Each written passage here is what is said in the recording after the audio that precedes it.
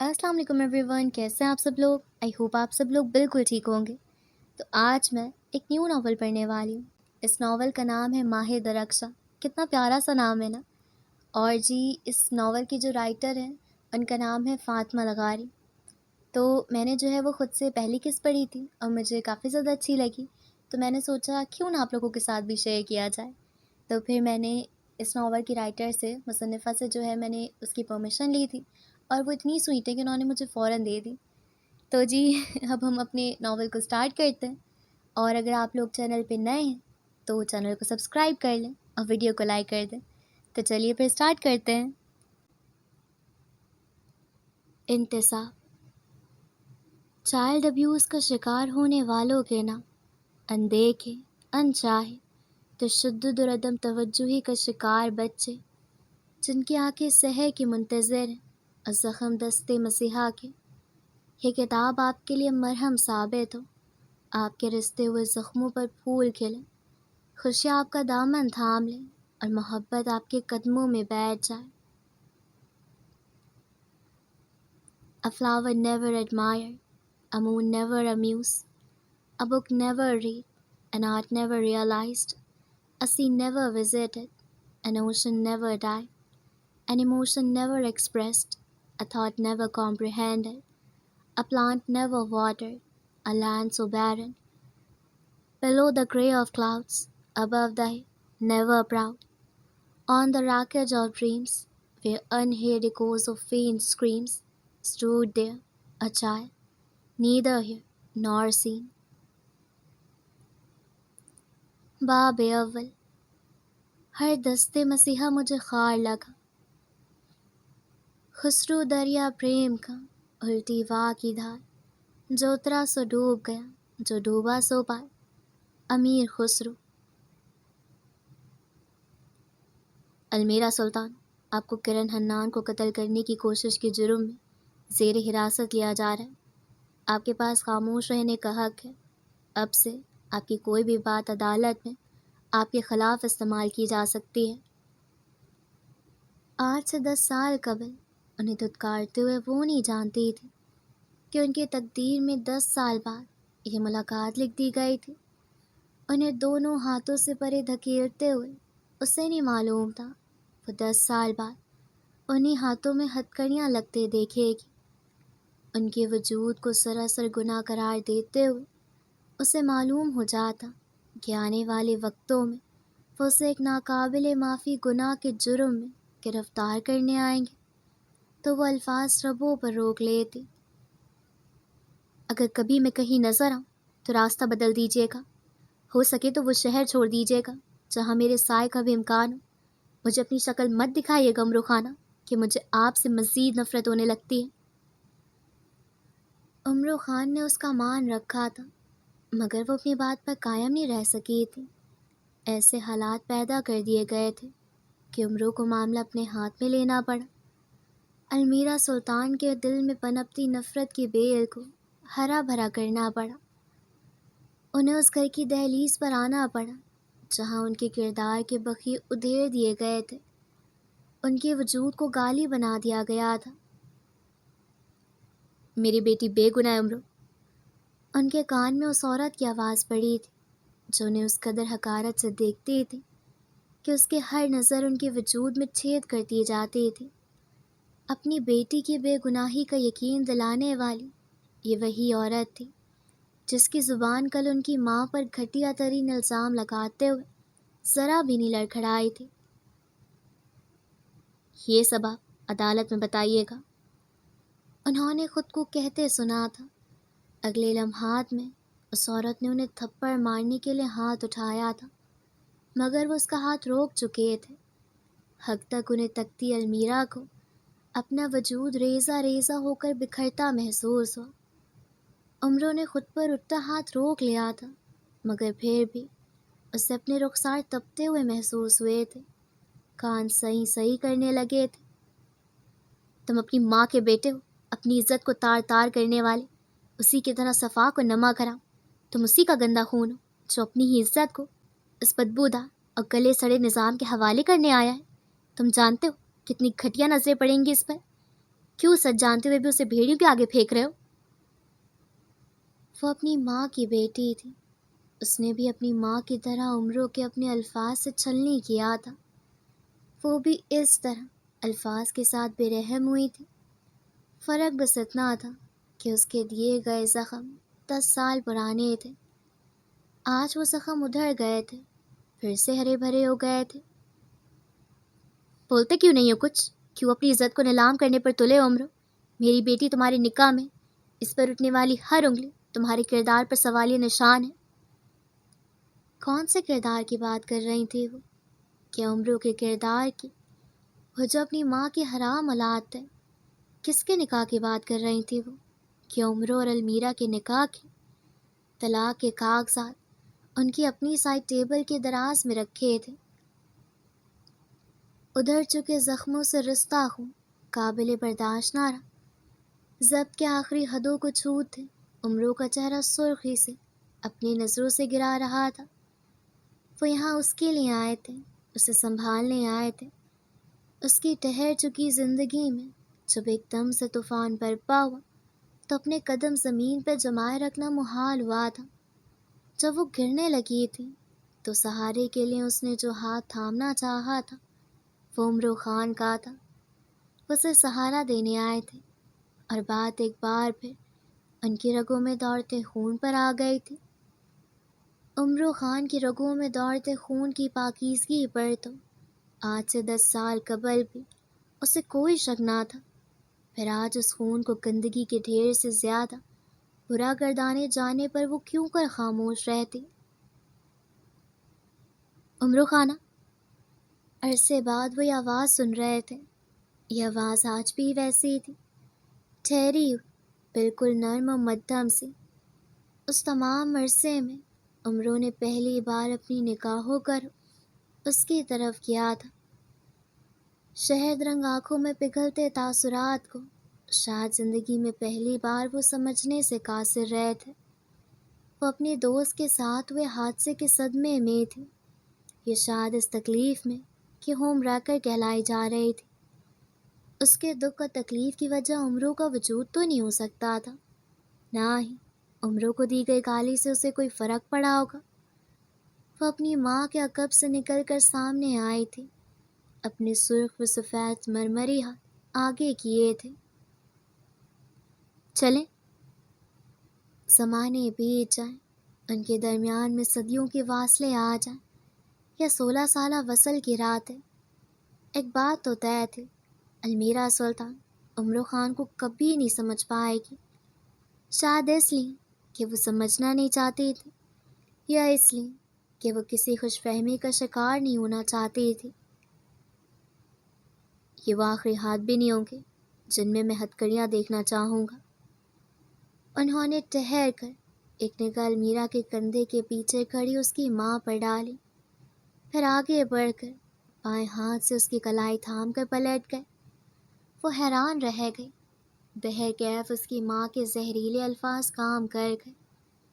وہ اس گھر کی دہلیز کے پار سانپ کے زہر سے زیادہ زہریلے سوالوں کی نشتر لے کر کھڑے ہجوم کے سامنے اس حالت میں نہیں جائے گی کہ اس کے ہاتھوں میں ہتکڑیاں ہوں گی۔ اٹھے ہوئے کندھے احسان کے بوجھ تلے جھک گئے تھے۔ ایک قدم اور وہ ان کے پیچھے گھر کی دہلیز پار کر گئے۔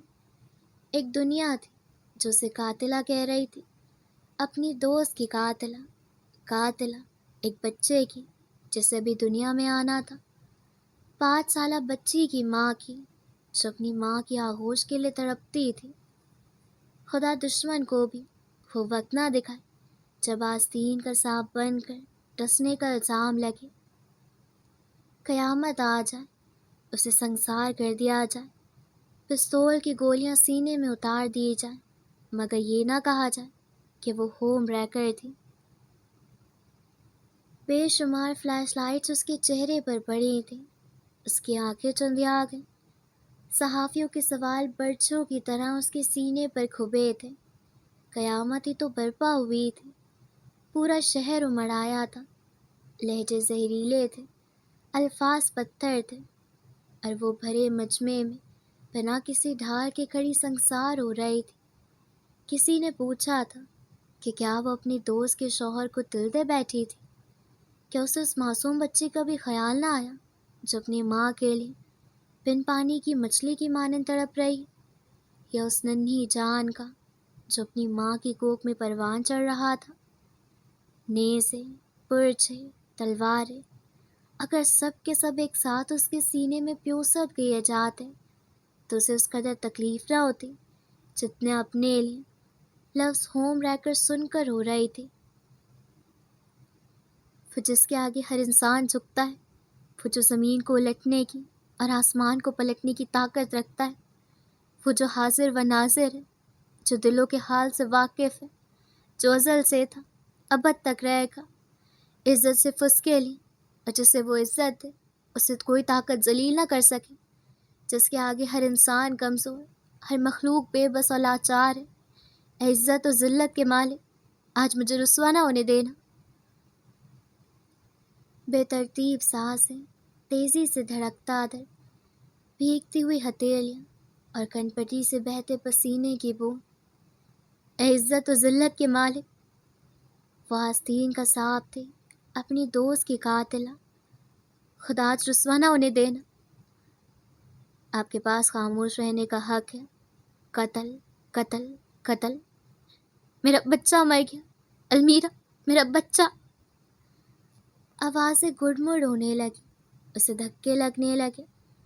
اپنا چہرہ جھکا کر اس نے فلیش لائٹ سے بچنے کی ناکام کوشش کی تھی۔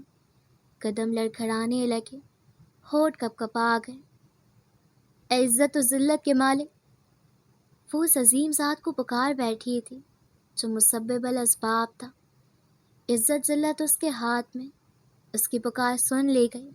کیسے؟ وہ ایک دیوار کی مانند اس کے آگے کھڑے ہو گئے تھے۔ کون؟ کون بھلا؟ وہی جو اسے لینے آئے تھے، وہی جنہوں نے خدا کو حاضر و ناظر جان کر اسے اپنی عزت مانا تھا۔ وہ ان کی عزت تھی، وہ اپنی عزت پر آنچ نہیں آنے دیں گے۔ ان کے آگے آتے ہی ایک دم سے فلیش لائٹ بجھ گئیں۔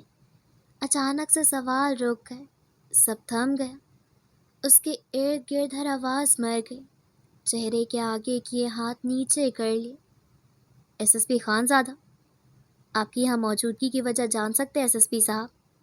سنا ہے آپ ملزمہ کو فیور دے رہے ہیں، کیا رشتہ ہے آپ کا ان سے؟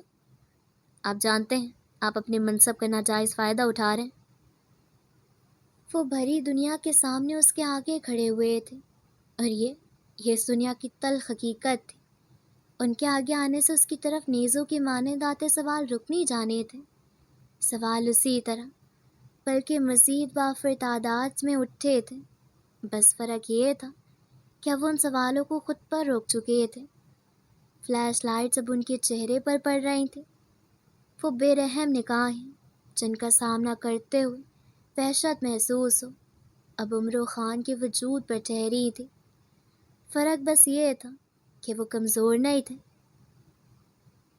جسے آپ ملزم گردان رہے وہ ملزم ہے۔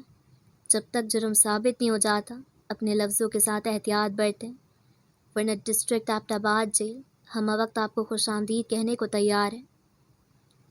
فرق یہ تھا کہ وہ عمرو خان تھے۔ انہوں نے اپنی طرف اٹھتے ہر سوال کو روک لیا تھا، ہر آواز دبا دی تھی۔ فلیش لائٹ بجھ گئی، سپاہی آگے آئے، صحافیوں کو پرے دھکیلتے ہوئے جگہ بنائی گئی۔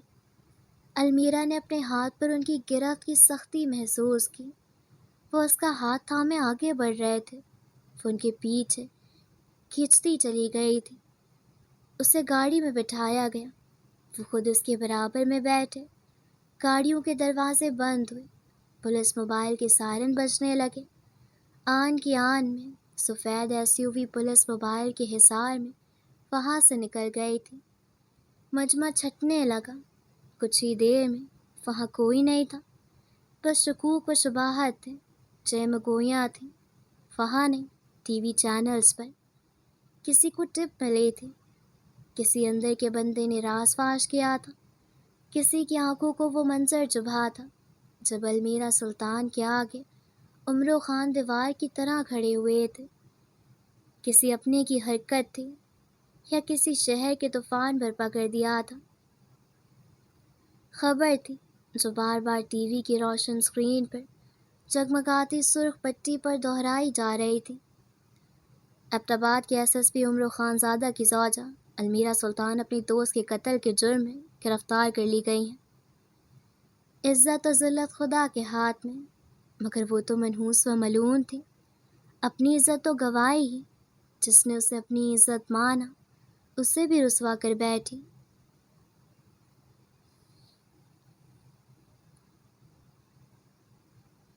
5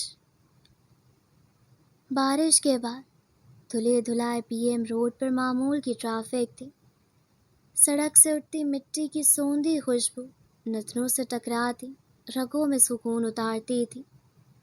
روئی جیسے بادل ٹکڑوں میں بٹ کر صبح کے ملکچے آسمان پر دور تک دکھائی دیتے تھے۔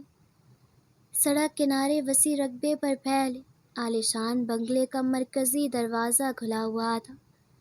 دروازے کی دائیں طرف کھڑی پولیس موبائلز میں بیٹھے سپاہیوں نے کنکھیوں سے کھلے دروازے سے اندر جاتی سیا گرینڈی کو دیکھا تھا۔ گاڑی ہموار چڑھائی چڑھتی بنگلے کے اندر چلی آئی تھی۔ آہنی دروازہ بند کر دیا گیا۔ گاڑی پورچ میں کھڑی کر کے وہ باہر نکل آیا۔ سیاہ رنگ کی پشاوری چپل میں قید پیر سنگی روش پر جلتے جاتے تھے۔ بائیں طرف لان میں پودوں کو پانی دیتے مالی نے گردن گھما کر اسے دیکھا تھا۔ بخیر گلے شیر دل، ہاتھ میں پکڑے پانی کی پائپ کا رخ زینوں کی طرف بڑھتے شیر دل کی طرف ہو گیا۔ درمیان میں فاصلہ نہ ہوتا تو سفید قمیص شلوار میں ملبوس 6 فٹ کا شیر دل مکمل بھیگ چکا ہوتا۔ خیر دی نصیب سے، ہاتھ کے اشارے سے سلام کر کے وہ اندرونی دروازہ پار کر کے اندر چلا آیا تھا۔ سفید ٹائلوں سے مزین فرش پر چھت سے لٹکتے فانوس کی زرد روشنی گر رہی تھی۔ ملازم ہاتھوں میں ٹرے لیے کچن سے نکلتے راہداری سے گزر کر ڈرائنگ روم کی طرف جاتے دکھائی دیے۔ وہ ناک کے دانہ نگاہ سب پر ڈال کر زینوں کی طرف بڑھا۔ سیاہ زینے اس کے ہر قدم کے ساتھ روشن ہوتے گئے۔ دو زینے پھیلا کر وہ اوپر چلا آیا۔ دائیں طرف چھوٹا مگر خوبصورت سا لاؤنج تھا اور پھر 2 کمروں کے بند دروازے۔ بائیں طرف اوپن کچن تھا۔ وہ بغیر کسی دیری کے کچن کی طرف بڑھ گیا۔ کچن میں سلیب کے پاس کھڑا زین کٹنگ بورڈ پر مہارت سے سبزیاں کاٹ رہا تھا۔ چوڑی پر شیر دل کی طرف تھی۔ سرمئی رنگ کے ٹراؤزر شرٹ میں ملبوس خوش شکل زین خان کا چھوٹا بھائی کم ذاتی خان سامہ زیادہ لگتا تھا۔ خان جاگ گئے۔ کٹنگ بورڈ پر حرکت کرتی چھری رک گئی۔ اس نے کٹنگ بورڈ اٹھایا اور آرام سے ساری سبزیاں فرائنگ پین میں الٹ دی۔ وہ سوتے کب ہیں؟ کٹنگ بورڈ اور چھری سرنک میں رکھ کر وہ پلٹا۔ شیر دل سر جھٹک گیا۔ میرے لیے بھی بنا دو ناشتہ۔ خان کی کال پر فجر پڑھ کر نملی میرا سے نکلا ہوں، بغیر ناشتے کے 2 گھنٹے ڈرائیونگ کیے۔ وہ اب کے کاؤنٹر کے پاس رکھ کے اسٹول کھینچ کر بیٹھ رہا تھا۔ مجھے دیر نہ ہو رہی ہوتی تو لازمی بناتا، فریج میں کباب بنے رکھے ہیں، وہ فرائی کر لو پلیز۔ وہ چولہے پہ چڑھی چائے کی طرف متوجہ ہو چکا تھا۔ شیر دل منہ ہی منہ میں بڑبڑا کر رہ گیا۔ ادینہ خالہ کیسے تھی؟ زین اب کیبنیٹ سے چائے کے کپ نکال رہا تھا۔ ٹھیک تھی، سلام دے رہی تھی تمہیں۔ وعلیکم سلام۔ وہ چائے کوری میں انڈیلنے لگا۔ بھورے مائع سے کوری بھر گئی تو کوری اور کپ ٹرے میں رکھ کر ٹرے کاؤنٹر پر رکھ دی۔ پھر فریج سے پانی کی بوتل نکال کر پانی گلاس میں انڈیلنے لگا۔ اسی اثناء میں کمرے کا دروازہ کھلنے کی آواز آئی تھی۔ بغیر آہٹ کے اٹھتے پیر کچن کی طرف چلے آتے تھے۔ زین نے ٹہر کر، شیر دل نے موڑ کر اسے دیکھا تھا۔ اس نے سفید رنگ کی بینڈنگ وائٹ سلیکس پر بھورے رنگ کا گول گلے والا سویٹر جس سے سفید شرٹ کے کالر اور کف چھلکتے تھے زیبتن کیا ہوا تھا۔ پاؤں میں سفید ہی جاگرز تھے۔ کلائی پر سلور رنگ کی گھڑی بندھی تھی جو دور سے ہی اپنے مہنگے ہونے کا اعلان کرتی تھی۔ سیاہ گھنے بال جو کچھ اس طرح سیٹ کیے ہوئے تھے کہ چند بے ترتیب سی لٹیں بکھرے انداز میں کشادہ پریشانی پر سایہ کرتی تھیں۔ تیکھے نقوش و تراشدہ داڑھی، خان دراز کر، باراب اور خبرو تھے۔ قریب آ کر جب اس نے شیر دل کے برابر میں اسٹول کھینچا تھا تو اس کے وجود سے اٹھتی خوشبو خاصی بھلی معلوم ہوئی تھی۔ نصرت سنبھال کر اس نے سنجیدہ نگاہ زین پر ڈالی تھی، جو منہ تک بھر چکے گلاس سے بہتے پانی سے لاپرواہ ٹکٹکی باندھ کر اسے دیکھ رہا تھا۔ چائے؟ آئی برو اٹھے۔ زین چونک کر واپس دنیا میں آیا، گڑبڑا کر گلاس سے گرتے پانی کو دیکھا، بوتل سلیب پر رکھی اور ٹرے کی طرف چلا آیا۔ کوئی بڑھتی عمر کے ساتھ مزید ہینڈسم کیسے ہو سکتا ہے؟ کپ میں گرتے بورے مائع کو دیکھتے ہوئے اس نے اونچی آواز میں خود کلامی کی تھی۔ عمرو خان ہو سکتے۔ شیر دل نے سینے پر ہاتھ رکھے تعزیامند سا سر جھکایا۔ عمرو نے اثر لیے بنا اخبار اٹھا لیا تھا۔ زمینوں کے معاملات دیکھ لیے تھے؟ بھاری مروب کرتے والی آواز شیر دل کے سماعت سے ٹکرائی۔ جی دیکھ لیے ہیں، کٹائی تقریباً ہو چکی ہے۔ اس سال منافع بھی اچھا ہوا ہے۔ پچھلے سال کی نسبت بارش طوفانی نہیں تھی تو فصل اچھی تیار ہو گئی تھی۔ زین نے چائے کا کپ برچ میں رکھ کر سلیقے سے اس کے آگے رکھا تھا۔ گاؤں میں کوئی مسئلہ؟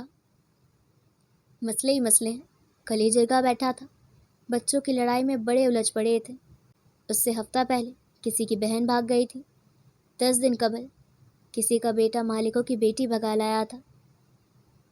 زمین پر بھائی جھگڑ پڑے تھے، کبھی کوئی زمینوں کا پانی بند کر دیتا ہے تو کوئی پیچھے شکاری کتے چھوڑ دیتا ہے۔ سردار کے سائے سے محروم لوگ ہمہ وقت مشکلوں میں گھرے ہوتے ہیں۔ تفصیل دے کر ٹھنڈی سانس بھر کر چائے کا گھونٹ بھرا۔ سامنے زینب فرائنگ پین میں کفگیر سے سبزیوں کو پلٹ رہا تھا۔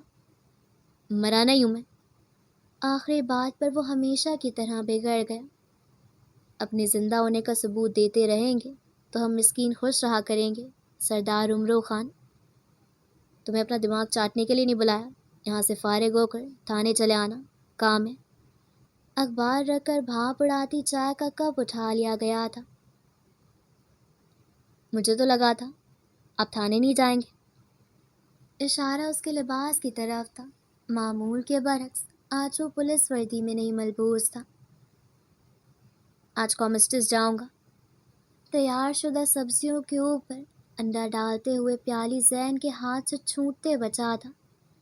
شیر دل نے آنکھیں پھیلائے اسے دیکھا جو سکون سے چائے کے گھونٹ بھر رہا تھا۔ ان سے ملنے؟ انہوں نے میرے آنے کی خبر سنتے ہی بھاگ جانا ہے۔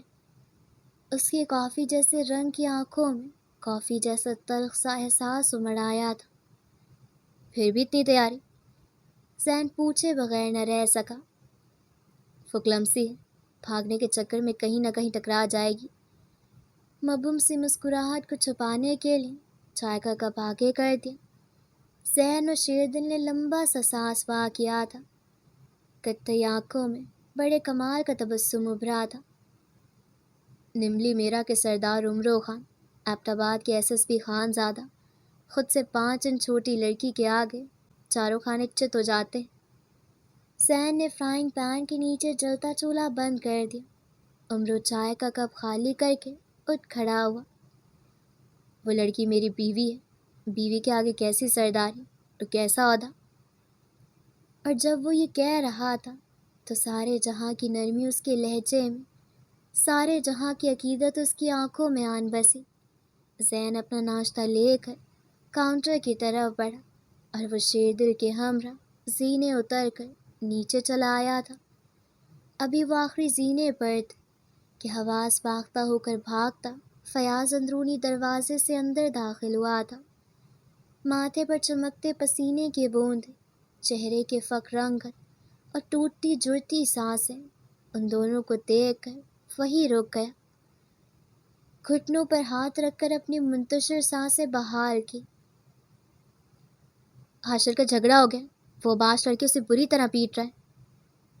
اس کی آواز اوپن کچن میں ناشتہ کرتے ذہن نے بآسانی سنی۔ وہ ناشتہ چھوڑ کر نیچے بھاگا چلا آیا۔ عمرو اور شیر دراصل لیے بنا کھڑے رہے۔ بابا کہاں ہیں؟ ذہن نے عجلت میں ایک ملازم سے پوچھا۔ ملازم نے ڈائننگ روم کی طرف اشارہ کر دیا تھا۔ وہ فوراً کمرے کی طرف بڑھ گیا۔ اگلے لمحات میں زینوں کے پاس کھڑے عمرو اور شیردل نے ڈائننگ روم سے شہریار خان کو نکلتے دیکھا۔ ان کے پیچھے زین اور اس کی ماں۔ سب باہر نکل گئے۔ فیاض سانسیں بحال کرنے میں کامیاب ٹھہرا تو ملتجی نظروں سے عمرو کو دیکھا۔ اسے مار دیں گے خان؟ جانتا تھا اگر اس وقت کوئی حاشر کو بچا سکتا تھا تو وہی تھا۔ باہر بھاگنے والا ہر شخص جانتا تھا، مگر انہیں یہ بھی معلوم تھا کہ اسے کوئی فرق نہیں پڑتا تھا۔ تبھی وہ سب بھاگے تھے کیونکہ انہیں اپنی سی کوششیں تو کرنا ہی تھی۔ اسے واقعی مار دیں گے؟ اس بار شرط لاکھوں روپے کی تھی۔ اس کی خاموشی پر ایک اور کوشش کی۔ وہ سنجیدہ نگاہ اس پر ڈال کر آگے بڑھ گیا۔ شیردل اس کے پیچھے لپکا۔ اس نے دروازہ پار کیا تو ڈرائیور گاڑی پورٹ سے نکال کر سنگی روش پر لا چکا تھا۔ سفید ایس یو وی کا بھی دروازہ کھولا گیا۔ چوکیدار نے آہنی دروازہ دھکیل دیا۔ پولیس موبائلز کے پاس کھڑے سپاہی چوکنے ہوئے۔ شرط کتنے کی تھی؟ شیردل نے چونک کر اسے دیکھا۔ فیاض کا رکا سانس بحال ہوا۔ آپ اسے بچائیں گے؟ کشادہ پیشانی شکن آلود ہوئی۔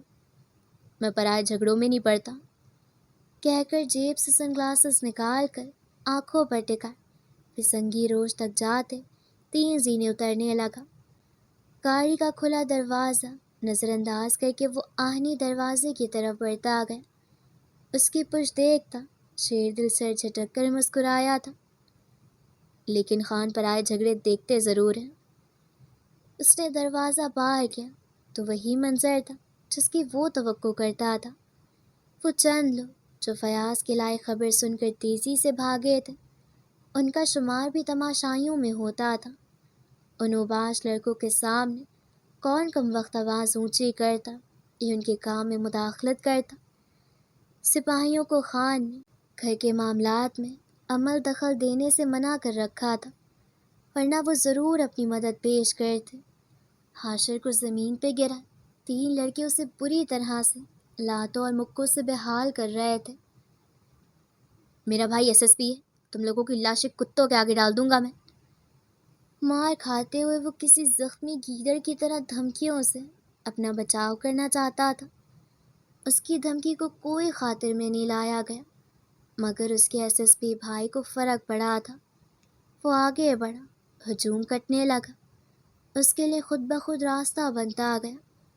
عقب سے آ کر اس نے حاشر پر گرے لڑکے کو کالر سے پکڑ کر پیچھے پھینکا تھا۔ باقی لڑکے اسے دیکھ کر ہی خوفزدہ سے ہو کر پیچھے ہٹ چکے تھے۔ اس نے حاشر کو گریبان سے پکڑ کر کھڑا کیا اور جھٹکے سے اسے پیچھے کھڑی گاڑی سے لگایا تھا۔ اپنے گندے کاموں کا کفارہ ادا کرتے ہوئے اپنی گندی زبان سے آئندہ میرا نام مت لینا۔ اپنے بوڑھے باپ کے پاؤں دھو کر پیو، جس کے مرہون منت تم زندہ ہو، ورنہ اپنا نام استعمال کرنے والوں کو رحم کی بھیک مانگنے کے لائق بھی نہیں چھوڑتا میں۔ کرخت آواز تھی، سچے الفاظ تھے، چہرے پر بے رحمی تھی اور آنکھیں شعلہ برساتی تھیں۔ کوئی بید نہیں تھی، وہ ایک مکہ اسے جڑ دیتا یا ٹانگ کام میں لا کر اسے دوبارہ سر اٹھانے کے لائق نہیں چھوڑتا۔ وہاں کھڑا ہر شخص جانتا تھا عمرو خان زادہ نے صرف دھمکی نہیں دی تھی، وہ واقعی اپنا نام استعمال کرنے والوں کو کسی کام کا نہیں چھوڑتا تھا۔ خان بھائی، لوگ دیکھ رہے ہیں، تماشا بن جائے گا، اس کی طرف سے میں معافی مانگتا ہوں۔ زین نے حاشر کا بازو پکڑتے ہوئے کہا تھا۔ عمرو نے ایک سخت نگاہ اس پر ڈالی، پھر پلٹ گئے۔ سب کی نظریں اس پر تھیں، مگر اس کی سرد نظریں شہریار پر تھی، جس بیٹے کو وہ گندا خون کہتے تھے، آج ان کا پاک و صاف خون اسی گندے خون کے نام پر اپنی جان بچا رہا تھا۔ ڈرائیور گاڑی باہر نکال چکا تھا۔ اس کے بیٹھتے ہی دروازہ بند ہوا۔ پولیس موبائلز کے حصار میں SUV سڑک پر دھول اڑاتی دور جانے لگی اور دیکھتے ہی دیکھتے نظروں سے اوجھل ہو گئی. ہجوم چھٹنے لگا، وہی ہجوم جو ہر دوسرے دن یہاں لگتا تھا. فرق صرف یہ تھا کہ آج پہلی اور آخری بار حاشر نے اپنی گندی زبان سے اپنے گندے کاموں کے کفارے سے بچنے کے لیے عمرو خانزادہ کا نام لیا تھا. 4. بارش ہر کسی کے لیے رحمت نہیں ہوتی. عرصہ ہوا اس کے لیے بھی یہ رحمت زحمت بن چکی تھی. کل مغرب کے بعد بارش شروع ہوئی تو اس کے کمرے کا دروازہ بند ہو گیا تھا. صبح فجر میں بارش کے رکنے پر جب دروازہ کھولا تو آنکھیں رت جگی کی چگلی کھا رہی تھیں. نتیجتاً نماز کے بعد وہ سوئی تو 8:15 آنکھ کھلی تھی. عجلت میں یونیورسٹی کے لیے تیار ہوتے ہوئے وہ کمرے کا حال میدان جنگ جیسا بنا چکی تھی. 9:45 روڈ پر آتی تھی. گھر مین روڈ کا فاصلہ 5 منٹ میں طے ہوتا تھا اور اس وقت 8:30 بج رہے تھے. ہینگر سے کپڑے اتارے، بیڈ سے دوپٹہ اٹھایا، کہیں سے جوتے پکڑے اور کہیں سے بیگ برآمد ہوا. شتابی سے تیار ہو کر آئینے میں اپنا عکس دیکھے بنا وہ کمرے سے نکل آئی. اس کا رخ سیدھا کچن کی طرف تھا. اسے آدھا دیکھ کر بانو نے جلدی سے پھلوں کی ٹوکری سے سیب اٹھا کر اس کی طرف اچھالا. میں نے کہا تھا الارم لگا کر سوئیے گا المیرا بی بی، اب بغیر ناشتے کے جائیں گی تو راستے میں کہیں گری پڑی ہوں گی. سیب میں دانت گاڑتی المیرا کو دیکھ کر آنکھوں سے تشویش جھلکی. فجر کے بعد تو سوئی تھی بانو. مدھم سی آواز نکلی. بانو ٹہر کر اسے دیکھنے لگی. سیاہ رنگ کے بیگی عبایا پر مہرون رنگ کا حجاب لیے، ہاتھ میں ہینڈ بیگ پکڑے، پیاری مگر تھکی تھکی سی المیرا پر اسے ٹوٹ کر پیار آیا تھا. اس پیار میں انسیت سے زیادہ ترہم تھا.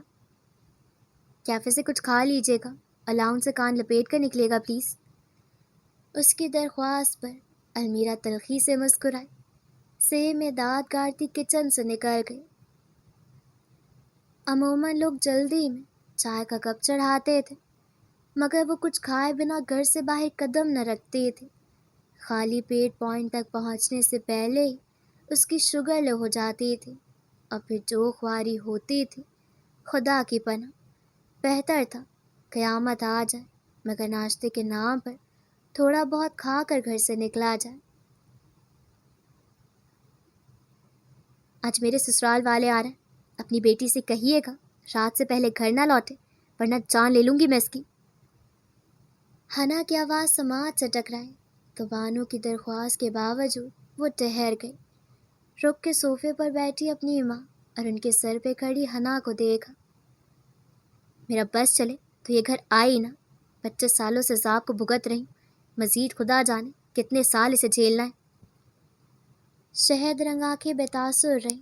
بہت آرام سے سیب میں دانت گاڑے گئے، کسی تماشائی کی طرح ان دونوں کو تکتے ہوئے سیب کو حلق سے نیچے اتارا تھا.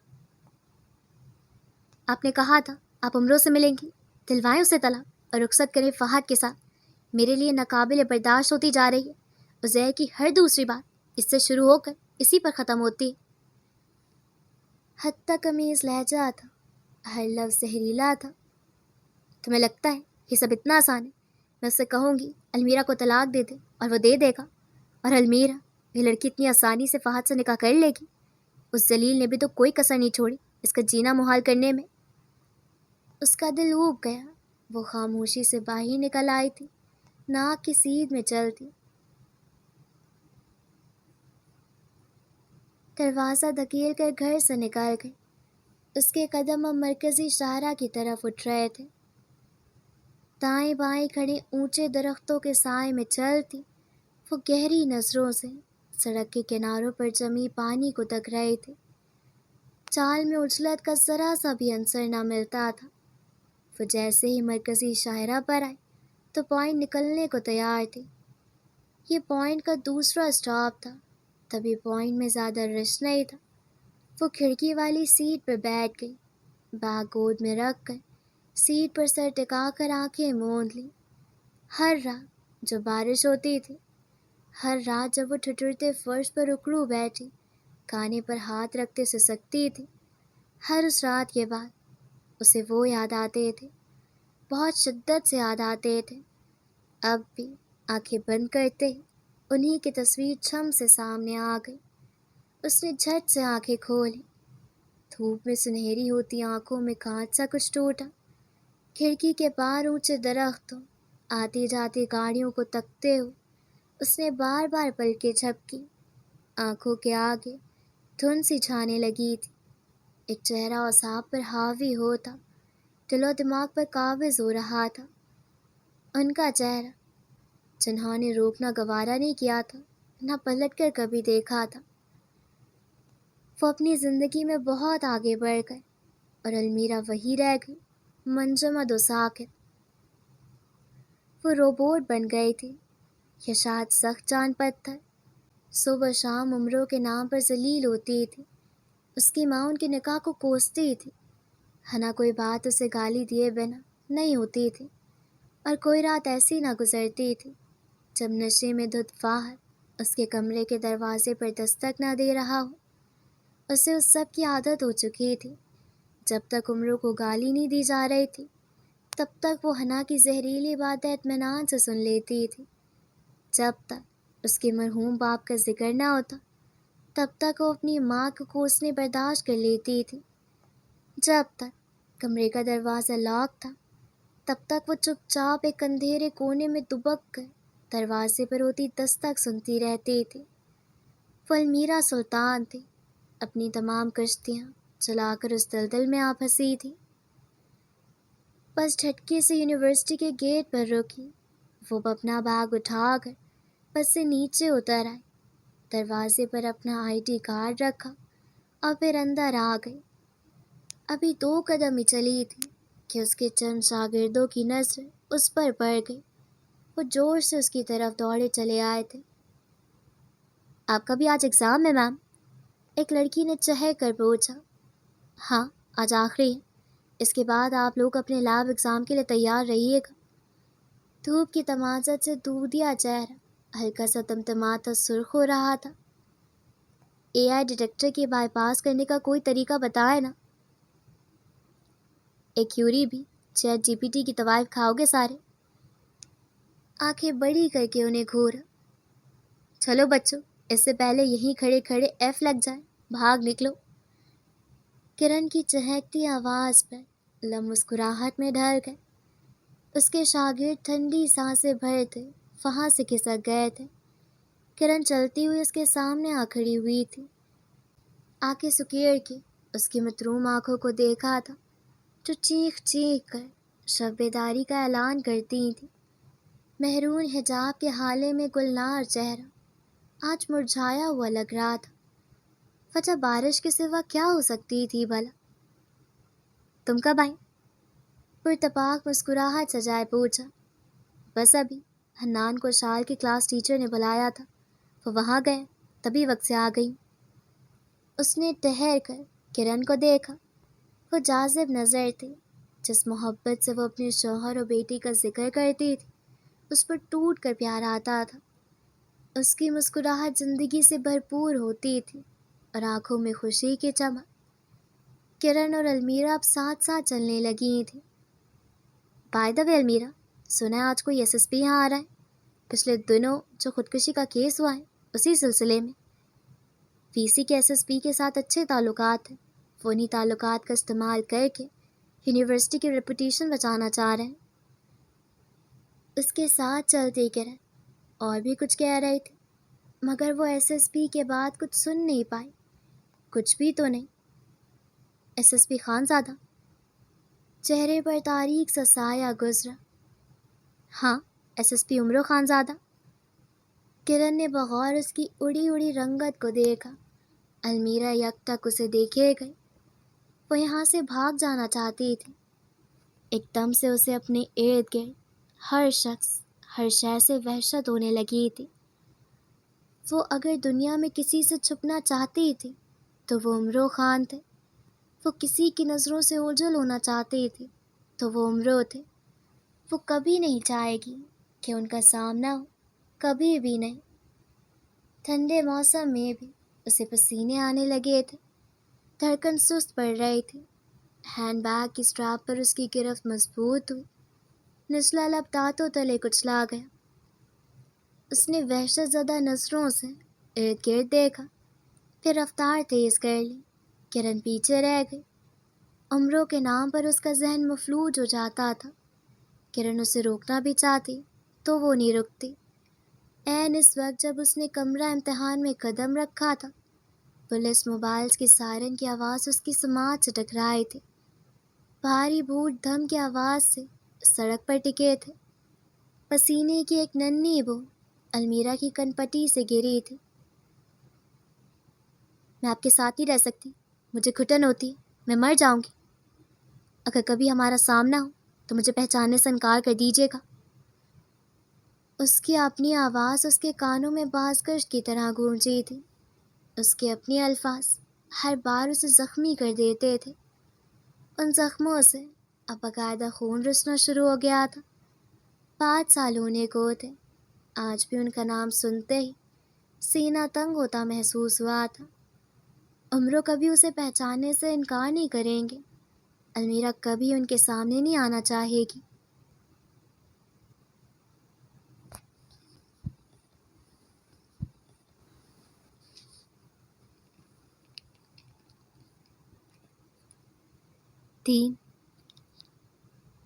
وہ رو رہی تھی، تیز آواز کے ساتھ بنا آنسوؤں کے۔ وہ مسلسل رو رہی تھی۔ ناک میں ٹشو گھسایا گیا تھا جس پر ہلکا سا خون لگا تھا۔ آنکھ کے کناروں پر چھوٹا سا زخم، پھولے ہوئے گال اور بے ترتیب بال۔ وہ اسے دیکھ کر بے اختیار کہکا لگا کر ہنس دیا۔ بابا، امرو ہنس رہے ہیں۔ اپنا رونا دھونا بھول کر اس نے حنان سے امرو کی شکایت لگائی تھی۔ حنان نے مسکراہٹ دبا کر امرو کو دیکھا جب اس کے برابر میں رکھی کرسی پر بیٹھ رہا تھا۔ جی تو استانی صاحبہ، کس نے مارا ہمارے بیٹے کو؟ سنجیدگی سے سامنے بیٹھی استانی کو دیکھا۔ اشار کو کسی نے نہیں مارا، اشار مار نہیں کھاتی۔ ایک دم سے اپنا رونا دھونا بھول کر اکڑ کر کہا گیا۔ وہ سب اس کے انداز پر بمشکل اپنی ہنسی روک پائے تھے۔ اچھا، تو پھر اتنا رویا کیوں جا رہا ہے؟ چہرہ جھکا کر اس کی آنکھوں میں جھانکا۔ کیونکہ میں نے اس لڑکی کی ناک توڑ دی، اسے درد ہوا ہوگا۔ حنان بے ساختہ ہنسا تھا۔ استانی نے چہرہ جھکا کر اپنی مسکراہٹ چھپائی تھی۔ امرو کے لبوں کو مسکراہٹ چھو کر گزر گئی۔ تمہیں یقین ہے تم نے اس کی ناک توڑی، اس نے تمہاری نہیں؟ بابا، امرو کو دیکھے۔ آنکھوں میں یکلخت بہت سارے موٹے موٹے آنسو جمع ہو گئے تھے۔ امرو، میری بیٹی کو تنگ مت کرو۔ میری یہ مجال اپنے بیٹے کو تنگ کروں؟ استانی صاحبہ، مجھے اس بچی کے والدین سے ملنا ہے جس کی اشال نے ناک توڑی۔ ہم ان سے اشال کی طرف سے معذرت کر لیں گے اور آئندہ اس طرح کے نازک بچوں کو اشال کے آس پاس نہیں بھٹکنے دیا جائے، نہ ہی میرے بیٹے کو غصہ دلایا جائے کہ ناک توڑنے کی نوبت آ جائے۔ آپ سمجھ رہی ہیں نا؟ خاصی سنجیدگی سے اپنی بات مکمل کی گئی۔ استانی صاحبہ نے جھٹ سے اس بات میں ہلایا۔ تو پھر ہم چلتے ہیں، چلے بیٹا۔ اس نے کھڑے ہو کر اشار کی طرف ہاتھ بڑھایا جسے وہ جھٹ تھام گئے۔ وہ دونوں آفس سے نکل آئے۔ پیچھے حنان لڑائی کی اصل وجہ جاننے بیٹھ گیا تھا۔ وہ دونوں کوریڈور سے گزر کر فٹ بال گراؤنڈ کی طرف آئے تھے۔ اس کا ہاتھ تھام کر چلتی اشال اسے بتا رہی تھی کہ کس طرح اس نے اپنی ہم جماعت کی ناک توڑی تھی اور اسے دھمکی بھی دی تھی کہ اس کے چاچو پولیس میں اسے پکڑ کر لے جائیں گے۔ امرو ہلکی سی مسکان لبوں پر سجائے اسے سنتا آ گیا۔ وہ یونیورسٹی کے بعد تھانے چلا گیا تھا جب حنان کی کال آئی تھی۔ اس نے بتایا تھا کہ اشال رو رہی ہے اور ایک ہی لت لگائے رکھی ہے کہ امرو آئیں گے تو وہ رونا بند کرے گی۔ اسے امرو کی وردی دکھا کر اپنی ہم جماعت لڑکی کے سامنے سرخرو ہونا تھا۔ اس کے چاچو واقعی پولیس میں ہیں۔ وہ اپنے سب کام چھوڑ کر اس کے لیے دوڑا چلا آیا تھا۔ اشال میں اس کی جان بستی تھی۔ حنان سے زیادہ باتیں وہ اشال سے کیا کرتا تھا۔ باپ سے زیادہ وقت اشال عمروں کے ساتھ گزارتی تھی۔ وہ اگر باپ پر جان چھڑکتی تھی تو عمروں کو دیکھ کر اس کا دل دھڑکتا تھا۔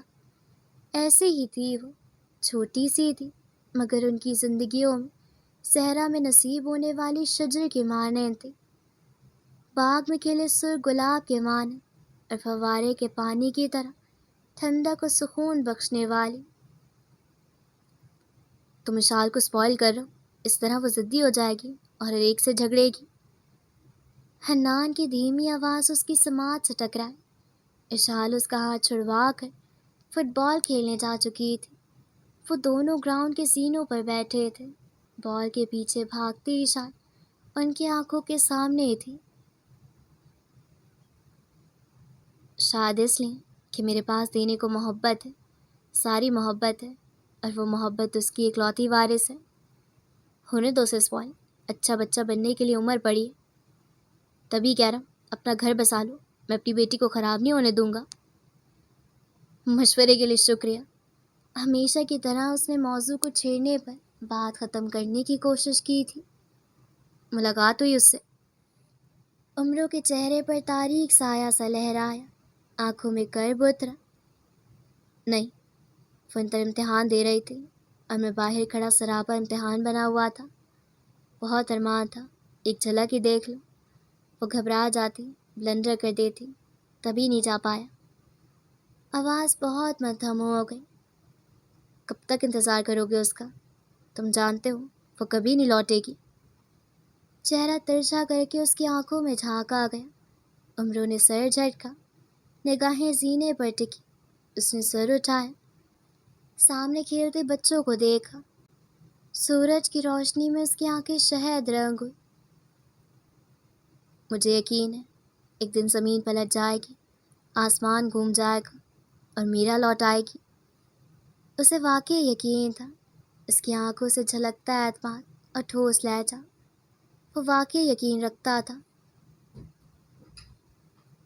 اگر وہ نہ آئی تو؟ اس کے سوال پر عمروں کھڑا ہوا، پین کی جیبوں میں ہاتھ ڈال کر اس نے ایک نگاہ دوڑتے ہوئے بچوں پر ڈالی۔ پھر ملتے ہیں، بھابھی کو سلام کہنا۔ الوداعی نگاہ اس پر ڈال کر کہتا وہ سینے چڑھتا گیا۔ ہمیشہ کی طرح وہ حنان کے اس سوال کو نظر انداز کر گیا تھا۔ ٹھنڈی سانس بھرتا حنان سر جھٹک گیا۔ کچھ لوگ کی کہانیاں بہت مشکل ہوتی ہیں، اتنی مشکل کہ ان لوگوں کو کبھی مشکل بنا دیتی ہیں۔ انہیں کوئی پڑھ پاتا ہے نہ سمجھ پاتا ہے۔ عمروں بھی انہی لوگوں میں سے تھا۔ وہ جہاں تک چاہتا تھا لوگ اسے جانتے تھے۔ اس کی مرضی کے خلاف اس کا کوئی ارادہ جاننا یا اس کی ذات میں جھانکنا مشکل ہی نہیں، ناممکن تھا۔ 2 اب کیا ارادے؟ کہاں جانا ہے؟ امتحان سے فارغ ہو کر کرن نے موبائل پہ کوئی پیغام لکھتے ہوئے برابر میں چلتی المیرا سے پوچھا۔ ہینڈ بیگ پکڑے وہ خاموشی سے سر جھکائے سست روئی سے قدم اٹھا رہی تھی۔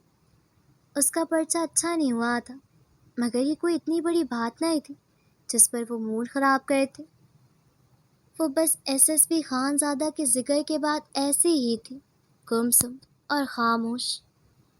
کہیں بھی چلو، رات 12 بجے سے پہلے گھر میں داخلہ ممنوع ہے میرا، حنا کے سسرال والے آ رہے ہیں۔ اس نے سر اٹھا کر دور تک پھیلے درختوں کو تکتے ہوئے کہا۔ کرن کے اٹھتے قدم تھم گئے، وہ رک کر اسے دیکھنے لگی۔ تمہیں یقین ہے تم اپنی ماں کی سگی اولاد ہو؟ آخر ایسا کون سا کمپلیکس ہے انہیں تمہیں لے کر کہ وہ اپنی دوسری بیٹی کے سسرال والوں تک کے سامنے تمہارا تعارف اپنی سگی بیٹی کے طور پر نہیں کروا سکتے؟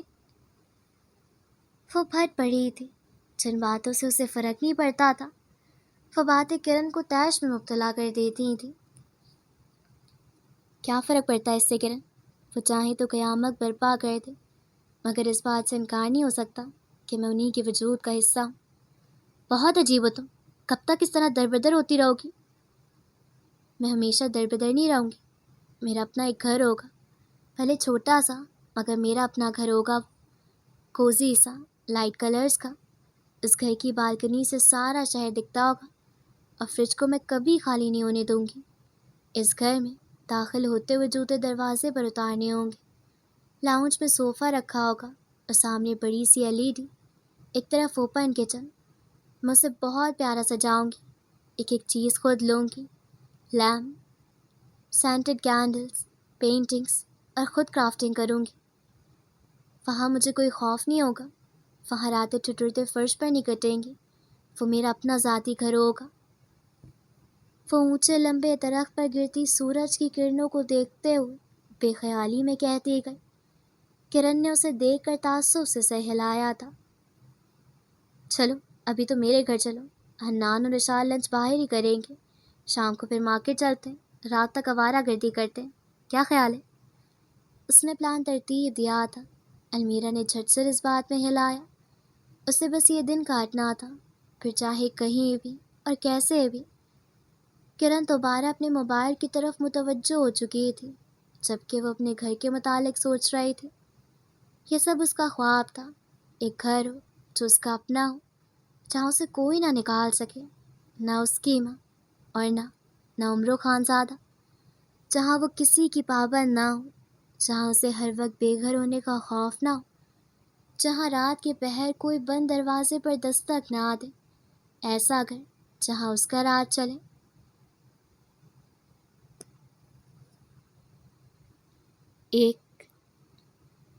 اگلے 4 گھنٹے کرن کے ترتیب شدہ پلان کے مطابق گزرے تھے۔ وہ پہلے کرن کے ہمراہ اس کے گھر گئی تھی۔ دوپہر کے کھانے کے بعد وہ دونوں کچھ دیر آرام کی غرض سے لیٹے تو شام کے 5 بجے آنکھ کھلی۔ ٹھیک 1 گھنٹے بعد وہ مارکیٹ کے لیے نکل گئی تھی۔ 2 گھنٹے انہوں نے شاپنگ مالز کی خاک چھانتے ہوئے گزارے تھے۔ رات کے 8 بجے جب وہ دونوں ایک پرسکون سے کیفے میں بیٹھی تھیں تو اس کے موبائل پر حنا کی کال آئی تھی۔ سمجھتی کیا ہو تم خود کو؟ آخر رشتہ ہی کیا ہے تمہارا عزیر سے کہ تمہارے ذکر کے بغیر اس کی کوئی بات مکمل نہیں ہوتی؟ کال اٹھاتے ہی حنا برس پڑی تھی۔ المیرا نے گہرا سانس بھر کر کرسی سے ٹیک لگائی۔ اب حنا گالیاں بکے گی، چیخے گی، چلائے گی اور وہ ڈھیٹ بنے اسے سنتی رہے گی۔ وہ منگنی توڑنا چاہتا ہے المیرا، یہ کہہ کر کہ میں اس کی آئیڈیل لڑکی نہیں، اسے تم سے شادی کرنی، تم جیسی لڑکی اس کی آئیڈیل ہے۔ اس کی آواز بھر آ گئی۔ وہاں حنا کے ساتھ کوئی اور بھی تھا جس کی وہ آواز سن سکتی تھی۔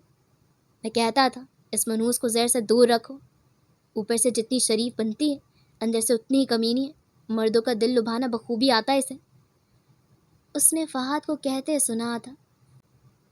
سرد سے نگاہ سے سامنے دیکھتے ہوئے پلکیں جھپکی تھیں۔ میرے بس میں ہوتا تو اس کے باپ کے ساتھ اسے بھی دفنا دیتی، ورنہ پیدا ہوتے اس کا گلا دبا دیتی۔ 25 سالوں میں ایک لمحہ سکون کا نصیب ہوا اس عذاب کی وجہ سے۔ بہت سارا تھوک کے ساتھ وہ ماں کی باتیں بھی حلق سے نیچے اتار گئیں۔ آنکھیں جلنے لگیں اور مٹھیاں بھیچ لی گئیں۔ سانسوں کا ہموار پن زائل ہوا اور سر کے پچھلے حصے میں درد کی شدید لہر اٹھی۔ تم مر کیوں نہیں جاتی المیرا؟ تم اپنے آقا جان کے ساتھ دفن کیوں نہیں ہو گئی؟ تمہیں پتہ ہے اب میں تمہاری اور عمروں کے طلاق کے حق میں نہیں، تم اسی کو ڈیزرو کرتی ہو۔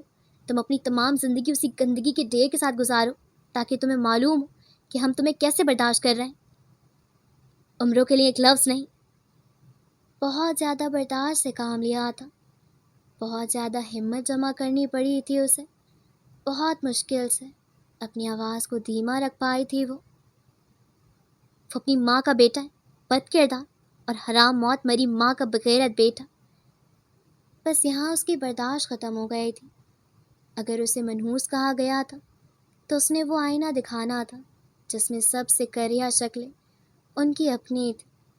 عمر اس کی ریڈ لائن تھے، جو اس حد کو پار کرے گا اس کی ماں اسے روئے گی۔ میں بل کلیئر کراؤں، تم باہر ٹیکسی یا رکشہ دیکھو کوئی۔ غصے سے تمتماتا چہرہ لیے وہ کرن سے نظریں ملائے بنا اٹھ کھڑی ہوئی تھی۔ کرن دکھ سے اسے دیکھ کر رہ گئی تھی۔ ٹھیک 4 منٹ بعد وہ بل کلیئر کر کے باہر آئے تھے۔ اس نے کرن کو زینو کے پاس کھڑے دیکھا تھا۔ وہ سخت جھنجھلائی تھی۔ ابھی تک یہیں کھڑی ہو، چلو۔ اس نے کرن کو دھکیلنے کے لیے دونوں ہاتھ اس کی پشت پر رکھے تھے۔ جانے کیا ہوا تھا، جانے کیسے ہو گیا تھا، مگر اس نے دیکھا تھا کرن ان 15-20 زینوں سے نیچے گرتی جا رہی تھی۔ وہاں ٹریفک کا بہت شور تھا، مگر کرن کی چیخوں نے ہر آواز کو دبا دیا۔ المیرا اس قدر حواس باختہ ہوئی کہ منہ سے چیخ بھی نہ نکل سکے۔ آنکھوں میں بے یقینی کا تاثر ابھرا اور پھر خوف نے اپنی ڈیرے جما لی۔ بیک وقت 2 جانوں کو کھو دینے کا خوف۔ کرن حاملہ تھی۔ اس نے خود کو زینے اترتے پایا۔ اس نے کرن کے گرد ہجوم لگتے دیکھا۔ اس نے تارکول کی سیاہ سڑک پر پانی کی طرح خون کو بہتے دیکھا۔ کرن کی چیخیں تھم گئی تھیں، وہ ہوش کھو چکی تھی۔ المیرا نے اپنی جامد ہو چکی زندگی میں طوفان برپا ہوتے دیکھا۔ کس نے کہا تھا؟ کسی نے دیکھا تھا کہ وہ اپنی دوست کو دھکا دے رہی تھی۔ کوئی عینی شاہد تھا کہ المیرا کے ہاتھ کرن کی پشت پر تھے۔ ایمبولینس کو کال کرتی المیرا کے ہاتھ سے موبائل چھوٹ کر گر۔ اس کی زندگی پر جو جمود طاری ہو گیا تھا، اگر کبھی اچانک سے یہ ٹوٹ کے ٹکڑے ٹکڑے ہوا تو اس کا لاہی عمل کیا ہوگا، یہ تو اس نے کبھی نہیں سوچا تھا۔ اگر اس ٹھہر چکی زندگی میں ایک دم سے کوئی طوفان برپا ہو گیا تو کیا وہ اپنے قدم جما پائے گی؟ اس نے یہ تو کبھی خیال نہیں کیا تھا۔ اور ساری زندگی تنہا رہنے کا تہیہ کرنے کے بعد اگر کبھی کسی انت مشکل وقت میں اسے کسی سہارے کی ضرورت ہوئی تو وہ کس کی طرف نگاہ اٹھائے گی؟ اپنی تمام کشتیاں آنکھ کی نظر کرتے ہوئے اسے یہ خیال آ جاتا تو وہ جان پر کھیل کر آگ کے بھڑکتے شعلوں کو بجھا دیتی۔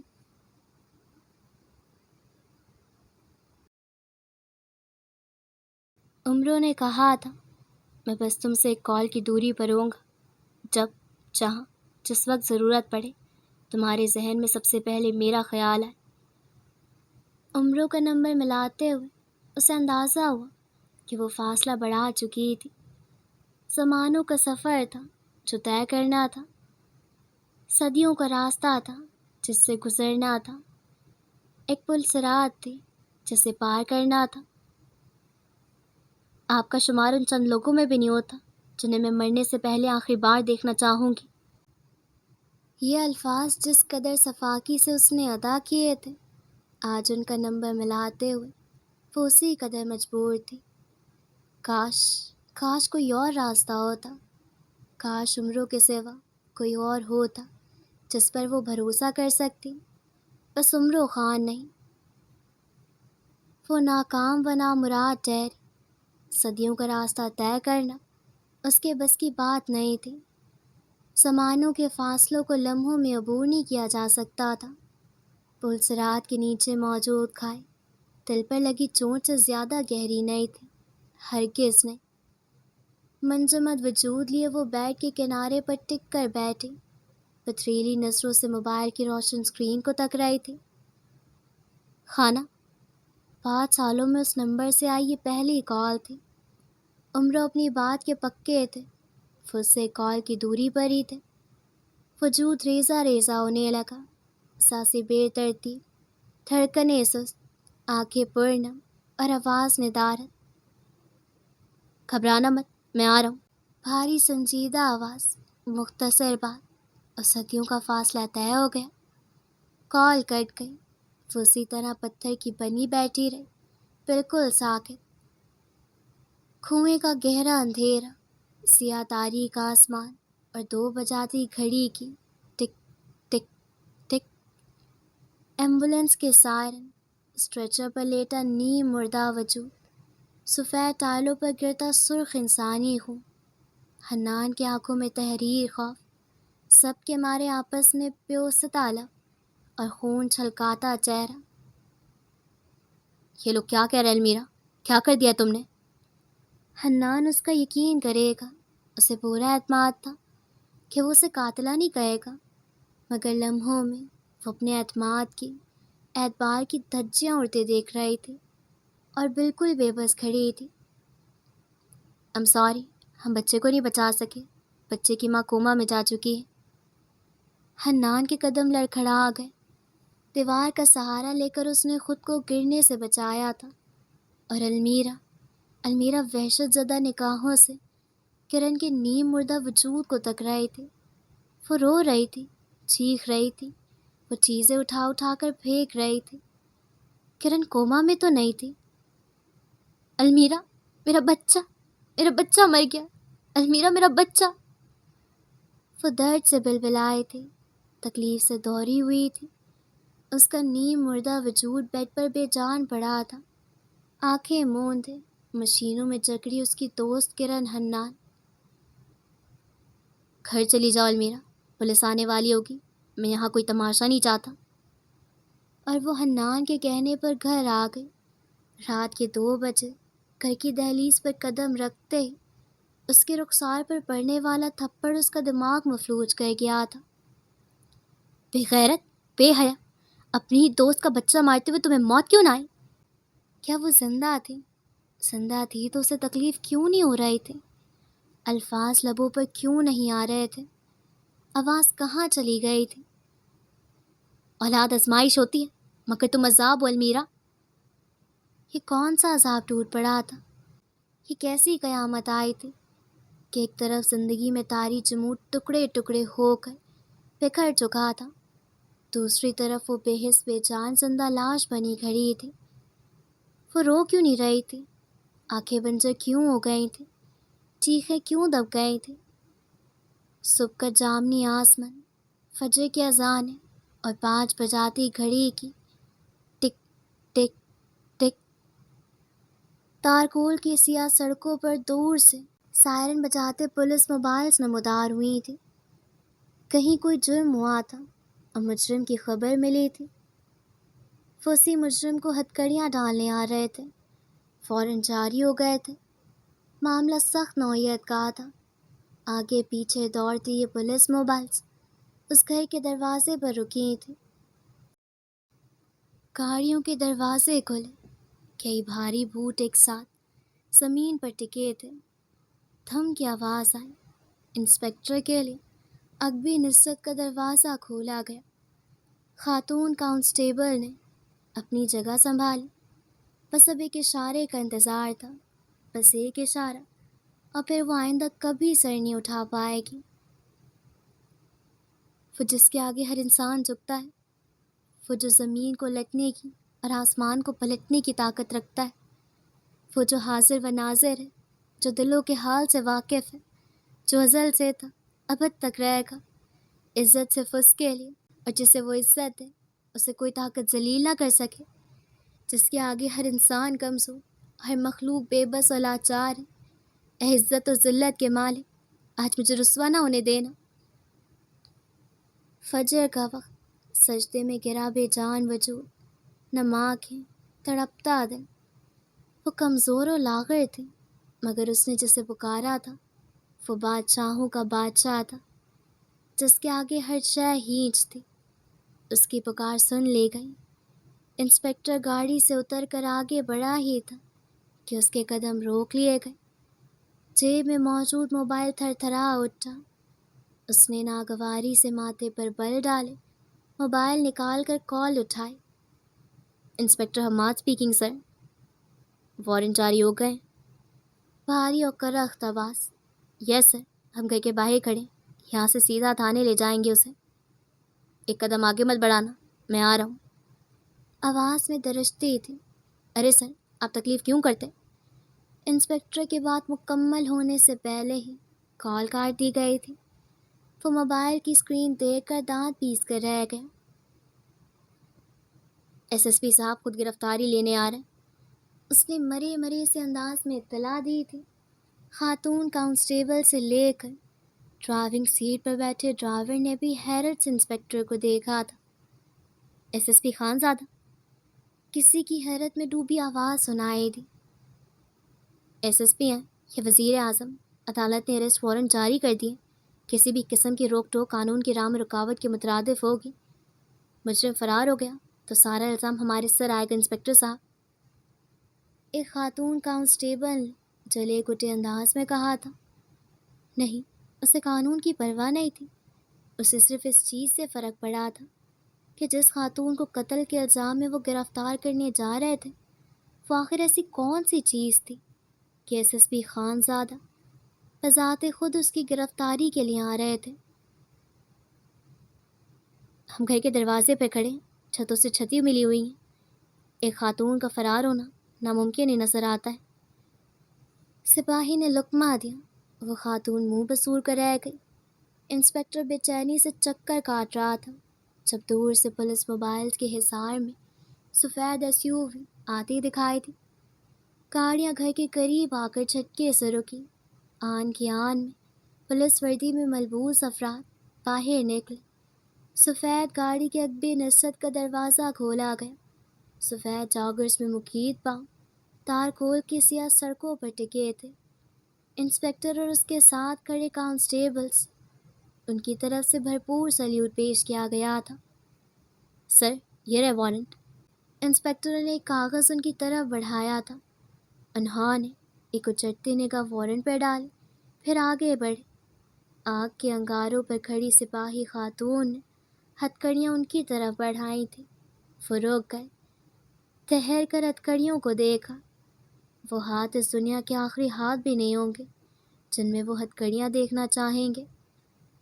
وہ چہرہ دنیا کے آخری چہروں میں بھی نہیں ہوگا جن پر وہ ان سب کی نظر پڑنے دینا چاہیں گے۔ وہ اس دنیا کے آخری انسان بھی نہیں ہوگی جسے وہ کبھی تھانے میں دیکھنا چاہیں گے، کبھی نہیں۔ وہ جسے چاہے عزت دے، جسے چاہے رسوا کر دے۔ اے خدا، آج مجھے رسوا نہ کرنا۔ قتل کا الزام ہے سر، قاتلہ ہے وہ۔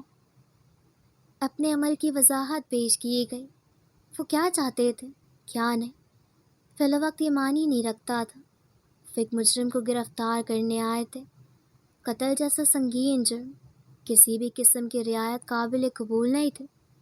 انہوں نے ہتھکڑیاں لے لی، آگے بڑھ کر گھر کے دروازے پر دستک دی۔ دروازہ کھل گیا۔ دو خاتون کانسٹیبلز ان کے پیچھے لپکیں، لیکن انہوں نے ہاتھ کے اشارے سے انہیں وہیں روک دیا۔ ایک بات تو طے تھی، وہ جو بھی تھی بہت پہنچی ہوئی چیز تھی۔ اس نے سر سجدے سے اٹھایا، اپنے بکھرے ہوئے وجود کو سمیٹ کر بڑی ہمت جمع کر کے وہ اٹھ کھڑی ہوئی۔ وہ آ گئے تھے۔ اس کال کے 3 گھنٹوں بعد انہوں نے اس کے دروازے پر دستک دی تھی۔ سیاہ شال اپنے گرد لپیٹ کر، سر پہ دوپٹہ ڈال کر وہ باہر آئے تھے۔ وہ اپنے لمبے اونچے قد کے ساتھ سامنے کھڑے تھے، پولیس وردی میں نہیں، سفید کاٹن وائٹ پینٹ اور نیلی اوور فٹ شرٹ میں ملبوس تھے۔ ان کے مقابل اس کی ماں کھڑی تھی۔ وہ زہر انگلیں گی، وہ ان کی عزت پر انگلیاں اٹھائیں گی۔ وہ ایک بار پہ اس پر احسان کرتے ہوئے اسے زخمی ہوں گے، الفاظ کے نشتر سینے میں کھپتے جائیں گے۔ وہ برآمدے کی چوکھٹ پر کھڑی تھی، ان کے چہرے پر نگاہیں ٹکائے، سیاہ شال میں لپٹی، پورے وجود پر چھائی کپکپاہٹ کو قبول کرتی۔ ایک بار پھر زمانے کی تاریکیوں میں گر رہی تھی۔ وہ اسے سہارا دینے آئے تھے، نہیں، وہ خود اسے گرفتار کرنے آئے تھے۔ المیرا سلطان، آپ کو کرن حنان کو قتل کرنے کی کوشش کے جرم میں زیر حراست لیا جا رہا ہے۔ آپ کے پاس خاموش رہنے کا حق ہے۔ اب سے آپ کی کوئی بھی بات عدالت میں آپ کے خلاف استعمال کی جا سکتی ہے۔ اور اسے لگا قدرت نے 10 سال پہلے انہیں دی گئی گالی اس کے منہ پر دے ماری تھی۔ وہ کیا سوچ رہے تھے؟ کیا انہیں اسے کسی چیز سے غرض نہیں تھی؟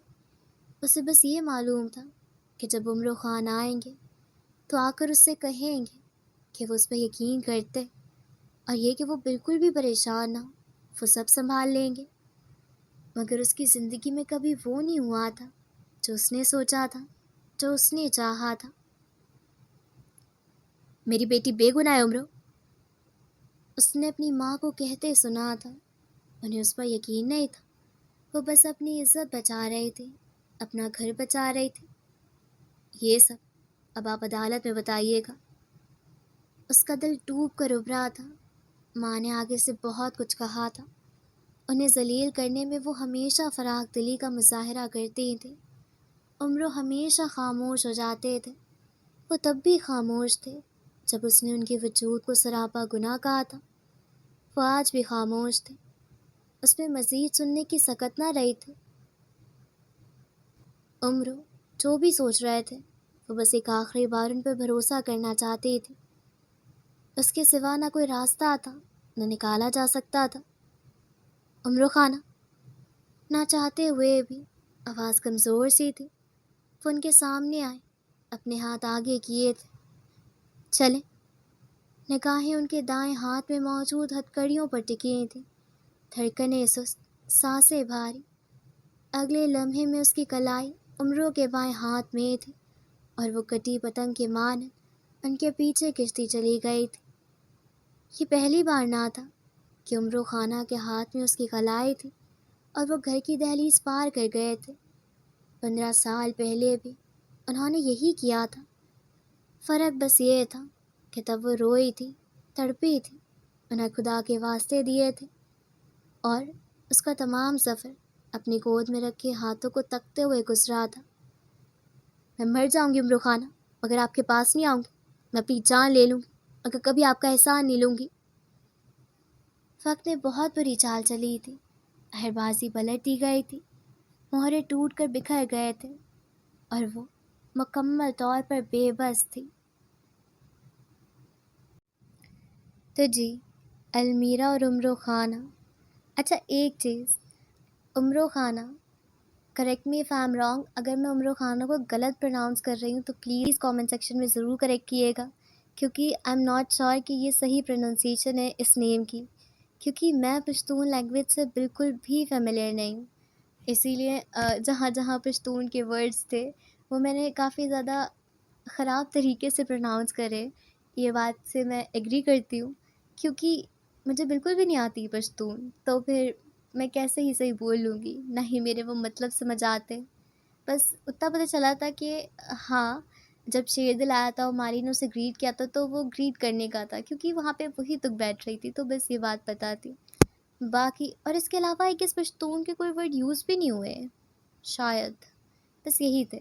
اور اچھا دوسری چیز, تو آپ جو ہے عمرو خانہ کے نیم کی پروننسیشن مجھے بتائیے گا اگر آپ لوگوں کو پتہ ہے. اور دوسری چیز, المیرا اور عمرو خانہ, ان دونوں کی سٹوری جو ہے وہ کافی زیادہ پیچیدہ لگ رہی ہے ابھی تو مجھے, کیونکہ مطلب ایک جگہ پہ وہ اسے پیچھے بھی کر رہی ہے, اسے کہہ رہی ہے کہ میں تمہاری مرتے دم تک شکل بھی نہیں دیکھوں گی, اور دوسری جگہ پہ وہ اسے ڈیفینڈ کر رہی ہے. اس کی ریڈ لائن تھی, اپنے لیے وہ بندی کچھ بھی سن لے گی, مگر بات اگر عمرو خانہ پہ آ گئی تو بھائی شی وونٹ ٹالریٹ اٹ. پھر وہ جو ہے پھر وہ جو ہے وہ مطلب کرے گی, غصہ دکھائے گی اپنا سارٹ آف. تو یہ چیز جو ہے یہاں پہ یہ ہے. خیر ابھی جب ہم آگے پڑھیں گے, جیسے جیسے کہانی پروگریس کرے گی ہمیں پھر ہی پتہ لگے گا. اچھا جی, تو آپ لوگ جو ہیں اگر چینل پہ نئے ہیں تو چینل کو سبسکرائب کر دیں. ہمیں انشاءاللہ بہت جلدی 1 کے سبسکرائبر ہٹ کرنے. اور آپ لوگ کامنٹس میں ضرور بتائیے گا کہ آپ لوگوں کو کیسا لگا یہ ایپیسوڈ, اور میری آواز میں کیسا لگا. اور تو چلیے پھر ہم ملیں گے نیکسٹ ایپیسوڈ میں. تب تک کے لیے اللہ حافظ.